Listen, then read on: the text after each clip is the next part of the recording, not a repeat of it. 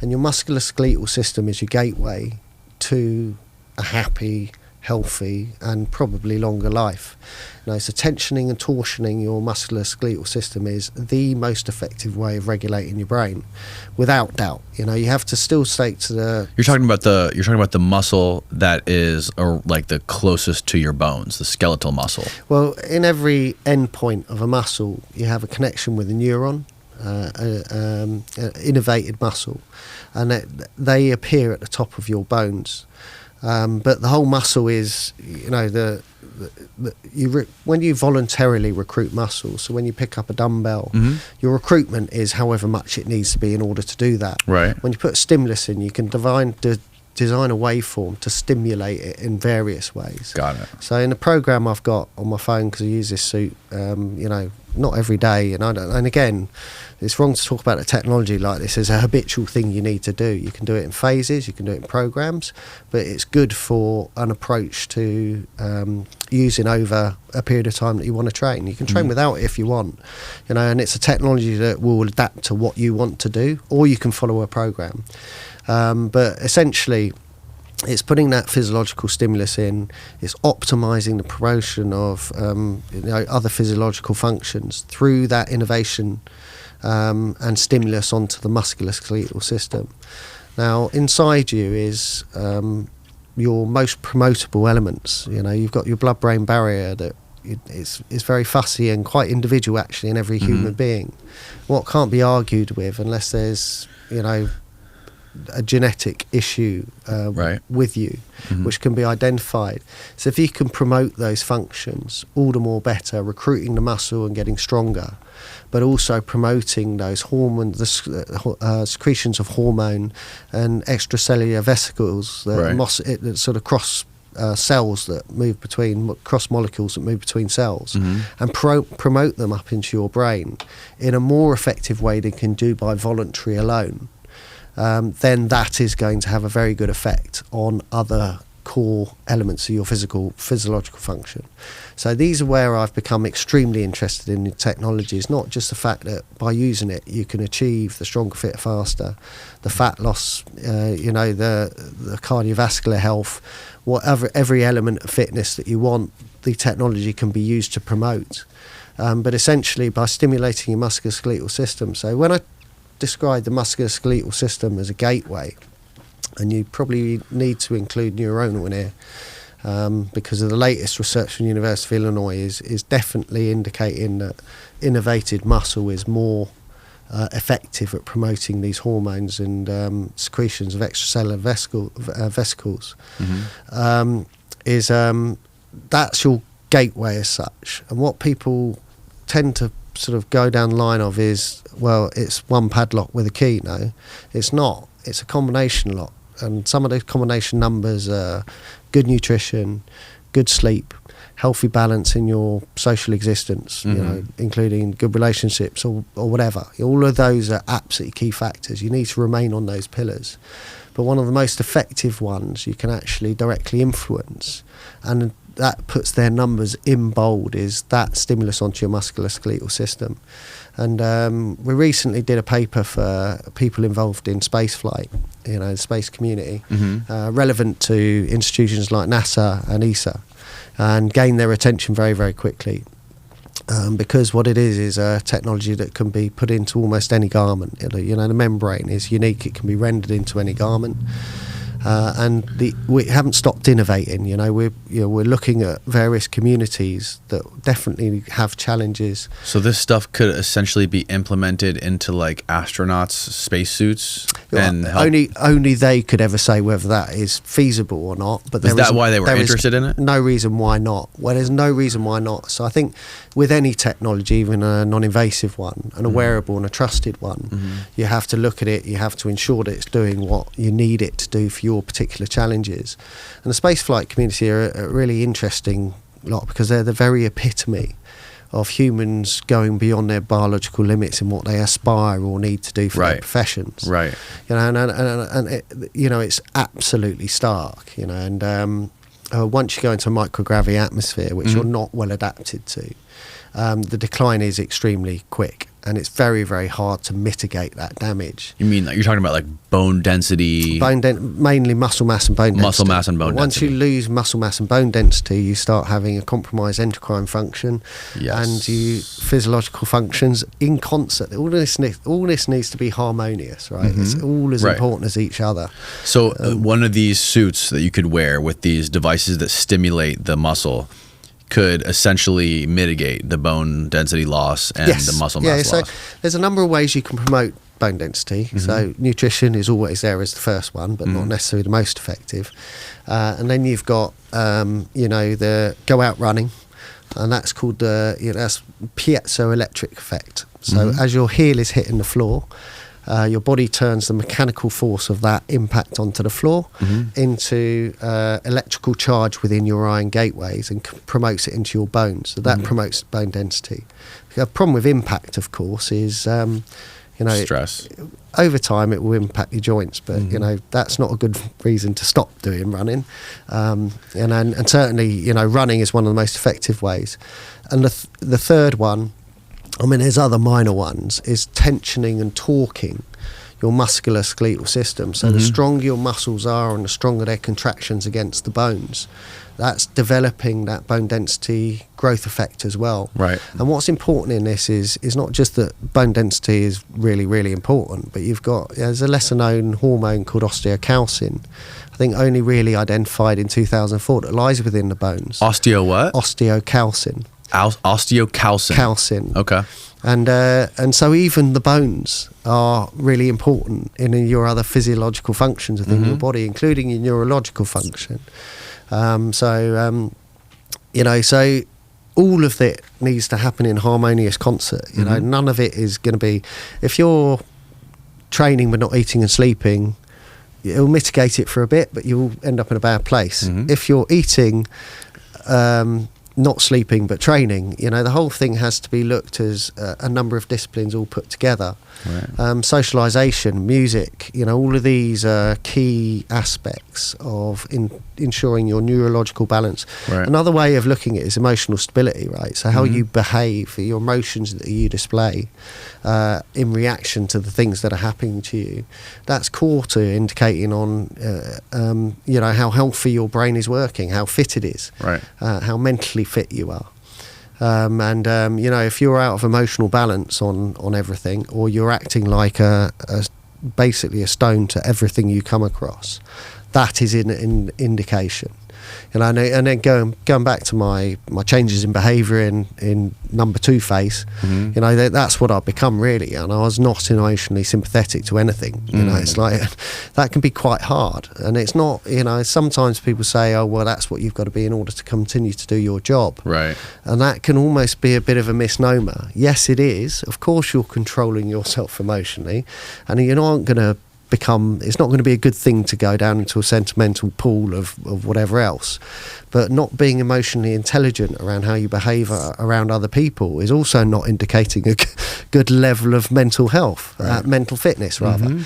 And I deliberately call it mental fitness because you have the ability to change it, right? And through all of those stimuluses in your other functionings, promoting physiological function, promoting brain-derived neurotrophin factors, so neurotrophic factors, nerve growth factors that will move through your bloodstream. They'll end up in your brain. They play a very, very important role in regulating everything that happens up there. And you've got a family of glial cells called astrocytes, oligodendrocytes, and microglial cells. Astrocytes are responsible for expression, and they inhibit certain sort of cellular interactions in the brain, and key expression and signaling particularly in your dendritic areas, so the ends of the neurons themselves, the end of the synapses. And then you've got oligodendrocytes that rebuild the myelinated sheath that I alluded to earlier, which is, if you take the axon, that's where the signal comes down. The myelin sheath is rebuilt by the oligodendrocytes. That is key to the conductor of the signals that move along it, right? And then you've got finally microglial cells, which are like the brain's janitor. So it goes around and it cleans out all of the detritus and cleans out bad proteins that have existed. So if you look at, they've got a key function in Alzheimer's, for instance, and if they aren't performing their role or in any way inhibited in their role because of inflammation or because of whatever else is going on there, and they're really, really not sure about the causal effects of this, but the process is absolutely essential. You mentioned DARPA earlier. I know DARPA, I read this lady, Annie Jacobson's book about, she's a whole book dedicated to DARPA and some of the stuff that they do and some of the research that they've been doing for a long time. And one of the things that they've been focusing on is creating super soldiers. And they've been doing these invasive brain implants since the 90s to try to do things like mitigate pain, like to try to like reduce the amount of pain that soldiers can bear in combat, and things like hunger, try to like get past hunger to survive longer without food, and all kinds of things. So it makes a lot of sense that they would be interested in something like this. Yeah, and I mean, I've just read a book called We're Electric by Sally Adi, which is absolutely just illuminating in so many aspects. And in it, DARPA is mentioned so many times as being so critical in this advance of this research and technology. And of course, a lot of it is done for military purposes. Right, you know, military communities are, you know, I kind of got a need for it. You know, the need for human augmentation in the military is a given. You know, the military have a lot of people that are, you know, breaking through stress.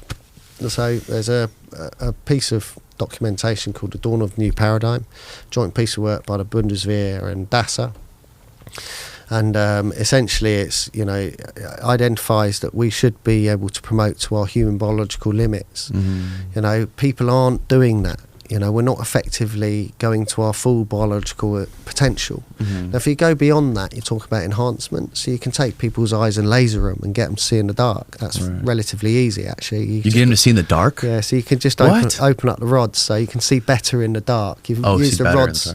Yeah. I mean, that means you can see in the dark, right? As good as many animals would. I thought you meant like give them like night vision or something. Yeah, night vision's you know. How cool would that be if they get DARPA? I bet you DARPA's tried to figure that out. Try to make people get night vision in their eyeballs. Yeah, well, the key bit is, could you do it biologically? Right, exactly, exactly. You can actually take a laser and open it all up quite a lot, perfectly safely, add more rods in that allow you to see in the dark, and you get better clarity at night. Yeah, night vision's come on a huge distance from when we first started. But you know, it's hard work seeing in those pictures that you see on, especially if you're doing it over such a prolonged period of time, and then you've got all your different levels of information coming in. The overall load on your brain to interpret what's going on outside it is getting pretty a lot, and it's acknowledged as, you know, a significant challenge that they face is we're opening up all of these abilities to sense and surveil and learn and, you know, all this, and be told something by something else. And the human brain is amazingly adaptable, and it can survive. But you know, whether it's neural, LASIK, so neural overload or whatever, you know, everyone talks about now needing to take creating a neurological reserve, even just to cope, let alone to condition. And you know, NATO's just released their statement on human enhancing technologies.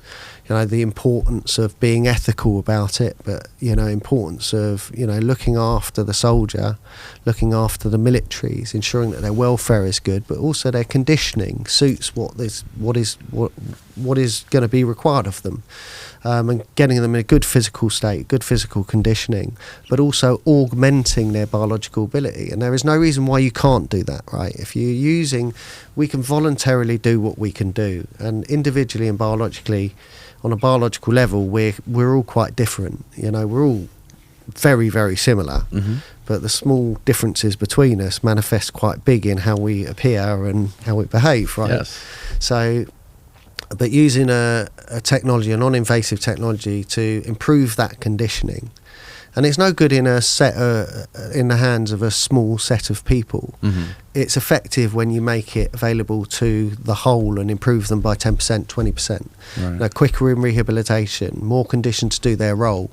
If you're having, you know, a lot of back pain, or people falling from a particular condition, like a particular use in conditional to your role, so special forces community, lots of climbing and jumping. Right. Does that result in bad knees? Okay, well, we can see that, so we can condition that to become less of become a preventable injury as such. Right. And there was an interesting one we were brought with shelf people who worked in superstores, who were putting things on shelves that are of a certain weight. They're getting this particular type of problem, and it's costing the company a lot of money, and that could easily be treated by the right physiotherapy advice and a very easy and accessible technology. And the point I made when I come across this technology, what really blew me away, and I must add that I'm not paid by this company at the moment. I represent them. I've become an ambassador for them, as I was invited to do, and I was just taken by the potential that it offers in so many applications. And and in the use of this technology, the fact that you can render the membrane into anything you choose. So if you take female motorsport, for instance, they don't want to change the suit they spent so much money on development. So you have to make the set of technologies that offers this this stimulus to be able to be rendered into the garment that they use. And that makes it quite special. It makes it very accessible. And what struck me at the beginning of being introduced to this technology is, one, it's a old and trusted technology. It's got no ethical contentions to it whatsoever. The risks are definable because they're well known. And it's affordable, accessible in the business units. It's the applications that we'll go into. And it can be delivered at effective scale, and that's a key question with technology. It's like, okay, well, is it great? Well, yes. Can people use it who need to? Yes. Can it be made affordable and accessible to them? Yes. And that's a key point in, is this technology effective? So, I mean, that's sort of Emma's Group AB. It's effective in the four lines is gaming. So gaming is very easy. Much like haptic, this is a beneficial stimulus going into a body. The waveform is extremely simple. Now, it's a very simple product. Essentially, FIFA 24. Yeah. I mean, you get tackled and you just get a stimulus into your quad that's promoting good factors inside you as well. So it's not only an immersive gaming experience, we just make gaming healthy. So then you've got sports and recreational fitness world, where you've got sort of very focused programs on the pursuit of sports and recreational fitness, which is usually fat loss, muscle conditioning, all of the different pillars of health. But done at a certain level and done in a routine that makes sense to the user. So you can push it out in any model you want, but the safe brackets are written within the programs, So within this older technology, you get something called rhabdomyolysis, which is bleeding within muscles. That's only if you take it to extreme levels or you're biologically particularly vulnerable to that, and I would say that voluntarily you can give us rhabdomyolysis, by overtraining on in particular ways. So it's not just the technology, and the technology arguably doesn't make you any more susceptible to that, but it's easily definable and it can easily be captured in these programs. So it definitely has applications in sports and recreational fitness. What is this one right here? How does this work? This is. I will mention there's some very artful prototypes coming out. So just bring it over to where you are. Mainly, this is the membrane. So the membrane is the special bit. The membrane can be rendered into anything. So if it's medical and therapeutic application, is it a knee sleeve? Is it, what do you need? Right. This is a suit that I wear for my training. I've got numerous programs on my phone, so when I want to train and the stimulus, the particular waveform that allows me to deliver resistance in my muscles, that's what I use. I've used capillarization this morning because it's quite sort of nice. What's that? So it just encourages blood flow through all of the area. I use it most of the times when I train. It's great because it kind of what kind of training are you talking about? Training. So how did I train this week? Yeah, like when you say when you use it for training, what kind of training are you talking about? Any training I want to do. So all I do is put the suit on and enhance my training. and that's the art to it, right? It's basically a stimulus that is when the stimulus goes into the muscle. When I voluntarily recruit the muscle, I can never do it to its fullest extent. It's impossible. Muscle's got 3 types of twitch. You can never really access the slow level of muscle to the fullest extent for a start. The waveforms are very, very cleverly designed that your body won't get used to them for a start. I don't understand the full technical aspects of it because it's like an art form. But essentially it's end-to-end recruitment of the muscle. So it's 100% recruitment of the muscle. Now, if you want to get muscle mass, you adapt your training and the technology will make you more effective in achieving that. And so you can wear that and you get super jacked? You can do. I mean, I've never tried, and I don't think I want to be super jacked because it's actually a bit of a disadvantage. Yes. But you know, for my part, I want to be as quick and as kind of light work, but I want to be as quick and as strong and as light I can be. You know, certainly that requires a certain mass of muscle. Yes. You know, but this, you know, the different programs, different waveforms. There's hypertrophy program on that waveform allows you to build muscle mass quickly, right? Wow. But the key point, and I'll make a really, really important point in this, is like at no point any of these technologies the panacea, right? You've still got to be motivated enough to get up and train if you're using it for that. You know, you can't just stick it on and it will go. And what we've found through the research is the most powerful way of using any of these technologies. What this is an involuntary stimulus into your musculoskeletal system. It's cutting your brain out the loop, basically. So when you voluntarily train, your brain is moving using all those conscious neuronal pathways and the motor's going in, it's picking up and recruiting as much muscle. Right. But you've got an involuntary stimulus going into the musculoskeletal system that's emphasizing certain elements of it that you wouldn't achieve. And it's optimizing the promotion of physiological function. So, like, is there a full bodysuit version of this? There is some trousers here. So this is a full bodysuit. Oh, that's okay. There's pants and a shirt. Okay. Yeah. But equally, and that's the key part, is really it's an innovation of trusted technology. Okay. You know, the membrane is utterly unique. The waveforms, you know. So, like, what are some of the things that if you could put that on and like go for a run? There's something on the phone where you could type in like running. Yeah. So my phone's over there, but you know, I've got banks of programs, and we've got a lot more on the bank data, and there's new prototypes out, so we're working very hard on seeing development forward. But essentially, I mean, I stick it on and I stick it on my abs and my back to strengthen my core and my hinge. That's a resistance program that works particularly well for running. And so you do that when you're going on a run? Yeah, and then I go in and do some strength training, and it's not like I'm turning to that and going, you're responsible. Right. I'm putting it on and working, it intuitively works the way you train. Equally, I can just put it on a program, so the new programs are dedicated to, they're built for people who know less about how to train, for instance. So it could even go down to telling you how to train if you want it to. Right. But most people don't want that, right? Most people want something that is going to help them get to their goal quicker, like a catalyst to do it, and do it better. Right. And using a non-invasive technology to do that with your own voluntary and motivated process to achieve that, you're going to get better results each and every time. The conditioning ability of this is tried and proven. Right. It's also been used in the medical and therapeutic world for a very long time with bed-bound patients, people who've had muscles that have atrophied. Atrophied, inactive. There's actually a program on that for that on my phone. Oh, it's amazing. But this is only the basis of where the potential can start. As further understanding comes on how harmonious balance in endocrine function, physiological function is attached to that tensioning and torquing of the musculoskeletal system. And the most recent research, as I said, is innervated muscle is more effective at secreting the hormones and the extracellular vesicles that go up into your brain and boost brain function. So it's a very exciting area.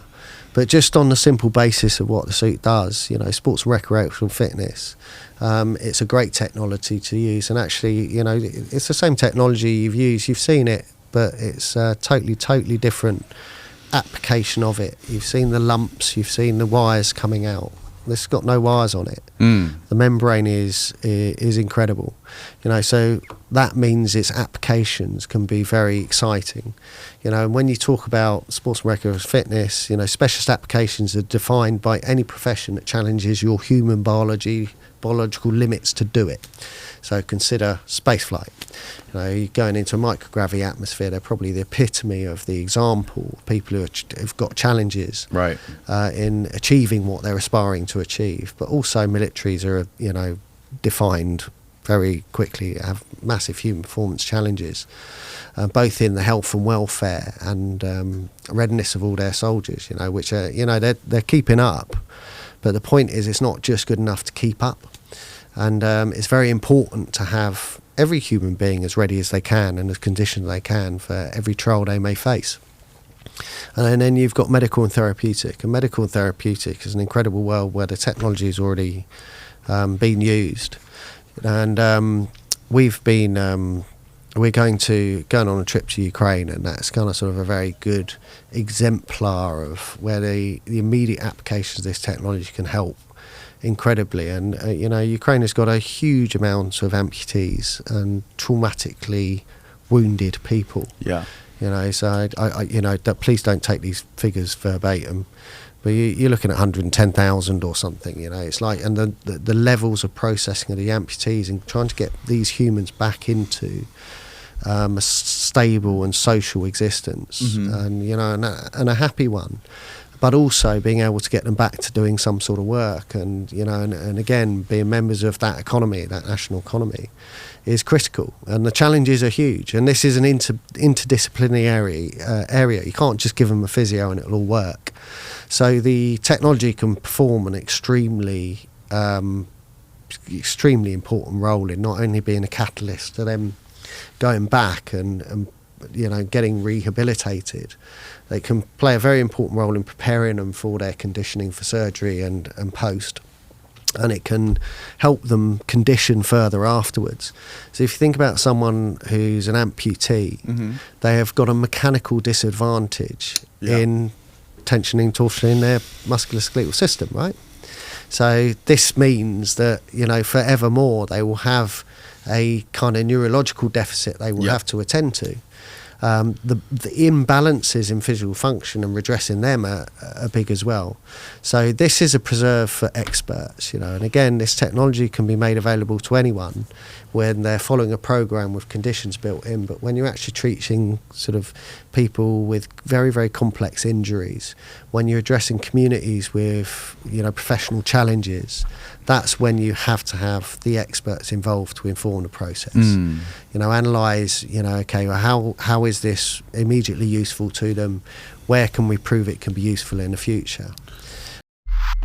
My mum was hit by a car, killed, very, very bad injury. She went underneath it, so fatal injuries, declared dead in about an hour and 40. And obviously that turned my family completely inside out. My father was very dependent on my mum.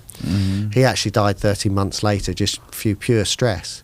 But I deployed 6 weeks, I believe. Again, my memory's fuzzy, but it was pretty close afterwards. I went and deployed. And I got stuck in. The operational tempo was very, very high. On that particular tour, it was like 180, in excess of 180 operations that we were involved in. And essentially, I proved that I was valid. I got commendated in certain ways, and I was doing my work well enough. I finished that tour and came back. Well, I came back with alopecia, and had I known what I know now, I would have attributed that much more closely to, okay, well, it's interesting. Human beings can go on a long time, but that, my mum's death would be described as allostatic load. Right. And it is stresses from your professional environment, but also your personal environment added up, and how that compounds on an individual. And alopecia was definitely linked to that. At the time I was, I just put it down to diet. I even remember it kind of getting noticed because I was sort of too tired to even notice. I didn't, to be honest with you, I haven't really ever paid too much attention to what I looked like. But I was having my hair cut, and I remember the hairdresser saying to me, "Oh, you poor boy," which is like, one, I found it really interesting. She called me a boy, but I think remembering back, I was about 25, so that's probably a fair one. Yeah, exactly. And then obviously I'd started developing these perfect circles in my beard, which are still there now, and they come and go. And that just dates back to that period where obviously like long-term stress had just kicked in. Wow. And I was performing at a very, very high level, constantly turning over, out, back in, right, making decisions all the time. You know, at my age, it was almost a privilege to be able to do that, you know. Everyone wants to work in a role in an environment in their industry where they're challenged and tested. And you know, you can be proved that you were good, you were effective, and right, you know, and especially at that age, you know, that was important for me. But I returned, and my body was trying to tell me something. But I continued. That had to have been brutal, man. Losing both your parents within it's very tough, right? So very, very tough. And you said your dad passed away from just stress? Yeah, well, you know, the medical term is a broken heart, and what that is you know, I don't know what killed him, but he described how he would die, right? And he used to get up very early in the morning. He used to have a cup of tea with my mum, and that was his sort of darkest period of his time after my mum had died. So, and I remember going back and speaking to him, because I was obviously working on some sort of medical attachments that we do in order to protect our medical skills. Drove home very early in the morning and found him in the kitchen. I was chatting to him, and I just remember sort of looking at him and just going, you're hardly holding it together, right? I looked in the fridge, and there was just some fish lined up and some tomatoes. But he was, you know, he's really struggling to live even domestically. Right. You know, he's keeping him good. I mean, my dad was a pretty talented man, right? He's a competition sailor that he built his own boats. No way, really? Yeah, so he's built his own boats. He's a really incredible person. So, you know, but he just simply wasn't managing. And he said, you know, when I get up, that's that toughest time, and it's almost like there's a pain. And of course, what he's describing, and you know, what I would assess is there's something called Takotsuba cardiomyopathy, and when you're deep levels of stress, immediate grief after bereavement, you know, and other forms. So financial stress can do this to you. Separation of a loved one can do this to you. And you know, and he had a massive heart attack, you know, and he fell over quite violently. You know, he's obviously really, really big. Now, what Takotsuba is for some reason, and medical science doesn't know why, but it was found in a post-mortem in the 80s in Japan, therefore Takotsuba. So Takotsuba means octopus trap. And for some reason, the long stress, particularly pronounced through to grief or whatever, stuns muscles in the heart. Oh, wow. In one chamber alone. I think the right or left atrium, whatever it is, it makes the heart look like an octopus trap, which is why they called it Takotsuba. And what that does is, in most people, it wouldn't be a problem at all. You know, that would be you would return to normal. And unless you have other really quite severe heart preconditions, it usually wouldn't really sort of affect you. But clearly in his case, and if it was that, you know, nothing was found in his post-mortem, you know, and toxicology and everything else. Wow, yeah, first discovered in Japan in 1990. And just because, and the heart goes back to normal either naturally or obviously after event of death, it will do that the same. Because you haven't got that effect back on the heart. So, right. You know, we don't know how many people are, you know, have been fallen victim to that. So you can't diagnose it post-mortem. Yeah, but what I do know is, you know, they've identified the mechanism of it. So if you're bereaved and you've got central pains, you shouldn't be too surprised. Don't be overly concerned. You know, this thing just goes back to normal in the vast majority of cases. But for some reason that we cannot put down, or at least I've never read an explanation for it, is this stunning muscle on the left side. I'm sure it's left side, maybe left or right, but one side of the heart that compromises the heart's function a bit, and it interferes with its myocardium, so its rhythm. So, you know, that's a period of risk, and I do some sort of closed speaking stuff, you know, very rarely. But when I do it, I really enjoy it. You know, it's lovely closing the doors and speaking to people, and you know, meeting people, and you have to prepare for it, which is brilliant. It's an all part of research and everything like that. It's all very important. So sorry.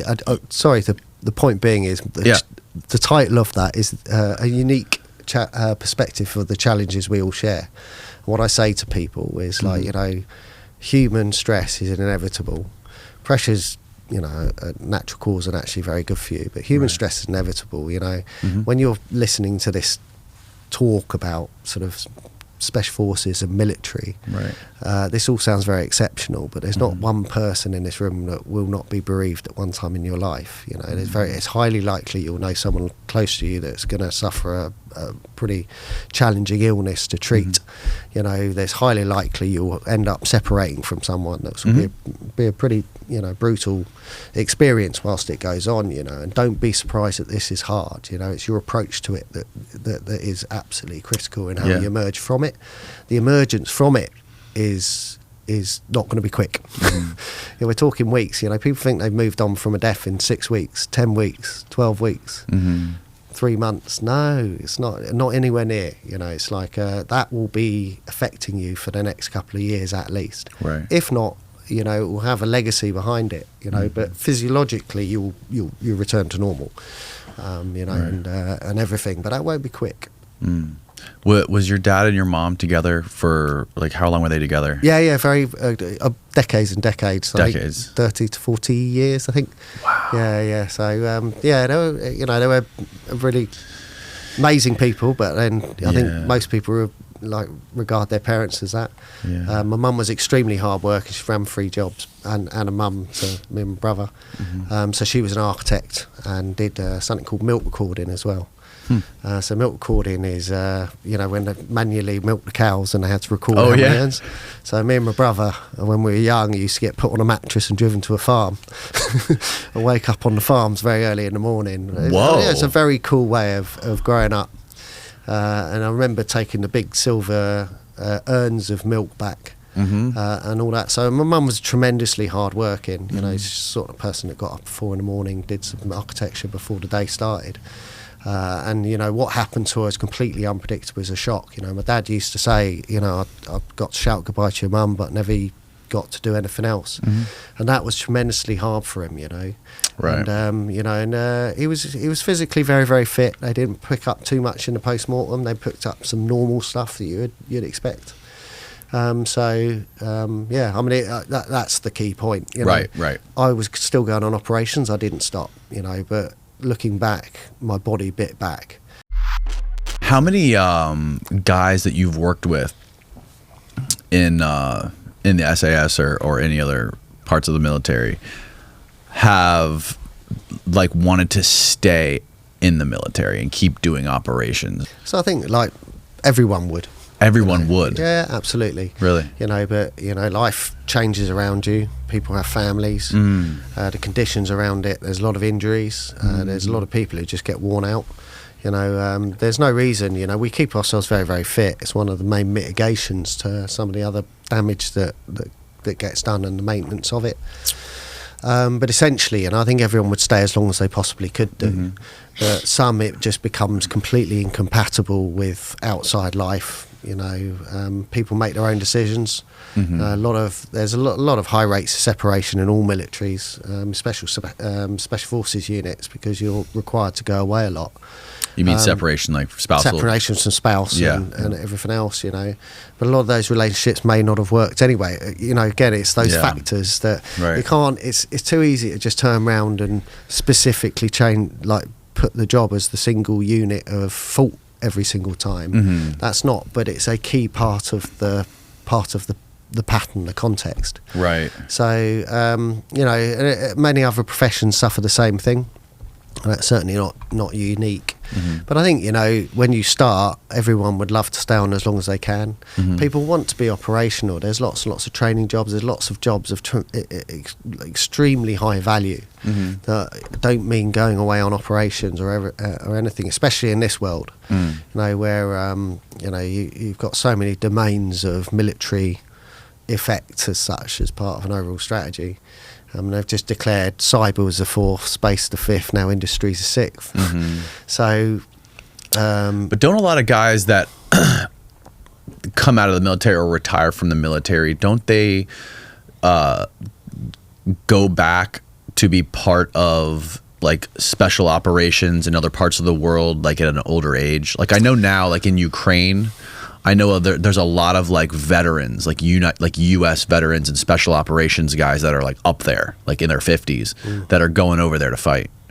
So there is a network, you know, and to do security. Security is a very, very broad word. So what you're talking about, some do. You know, the people who went over and supported the Kurdish against the Islamic State. You know, one of them was jailed in Turkey. You know, he made a fundamental miscalculation, and he ended up being regarded as having supported a terrorist group himself, because that particular portion of the Kurdish, the Turkish deem are a terrorist organisation. So you have to be really careful what, you know, exactly how you're going to be perceived by others when you do it. There are a lot of people that go on and serve alongside others willingly, and many for very, very good reasons. Personally, I'm not, you know, from when I left, I said, you know, I want to orientate into a different career, a different sort of opportunity in business. And also, you know, a lot of people become very high level security, and you know, you have to have an SIA license in the UK for this, and I've let mine lapse, because I really want to engage and be useful somewhere else. So yes, there are a lot, you know, and how valuable they are in their contribution, I think differs greatly. And I think there is always a danger that it's always been what you've known, so you're just going to keep on doing it. Yeah. And you know, and essentially in my background, I've got people I've made promises to as well, and that stood up when I had a duty to do them. You know, now I'm going to do it willingly on my own volition. What do you mean? Just because. So, you know, when I've got people that depend on me for stuff, you know, and you know, whilst you're doing a duty, that's, you know, that's obvious, right? It's non-negotiable. You're doing it, and you're doing your job well by doing it. It's got to be harder for guys that don't have families, you know, guys who are just single and they have no one. I think it and it does go very differently, you know. And I think, but also there's a risk if that becomes your only way. You know, remember, you're getting older, a chance to build a full life, because the military is a full life, but it's very directed down a tunnel. I'm not sure quite how. That's a good way of putting it. You know, you're not exposed to all of the other parts of life. Right. And when you leave, you have that opportunity to do it. You know, it's remarkably a healthy thing to do. You know, I was talking to a legal guy in tech not long ago. He simply couldn't get his head round that I'd done a career for 23 years and I'd stopped, and now I was going to do learn to do another one. It's rare, right? Most of my friends have been with their same company for 21, or at least in the same industry, 21, 22 years. It's not rare amongst us, right? You know, people choose certain paths, and my path has been get out, engage, find, you know, go embrace opportunity a bit, go and explore whether that's going to suit or right, you know, and add some value where you can. But if you're not proving your fullest amount of value, there's a next step down the path to make. Keep on engaging, you'll go there. Other people do choose to do security orientated jobs for the rest of their time, you know, and you know, they're extremely well paid, but they mean long periods of time on oil installations. A lot of oil installations, you know, you have a very big pertinence in running the security that guard them, and there's lots of jobs that fall there. In oil, you said oil installations? Oil and gas industries. Okay. So obviously they're in very remote locations. They need some security being doing, so a lot of ex-members go into those sorts of industries. And I've kind of elected, I haven't ruled out, but I've elected to try and engage in, you know, what I'm involved in now, and learn and adapt to become, almost go into another whole career. So it's just your personal choices. There's no right or wrong in any of it, you know, and people are content with what they're content with. You know, for me, I want to build that life back around me. I'm certainly not sentimental in my outlook on that. You know, it's not like I feel I owe anything or anything. I just think it's going to be better when I'm 55 or 60 that I've done that. And I'm sitting there with all of that bolted together, and that, you know, means precluding certainly better paid work, but it means which would mean 6 months, a year away, living away.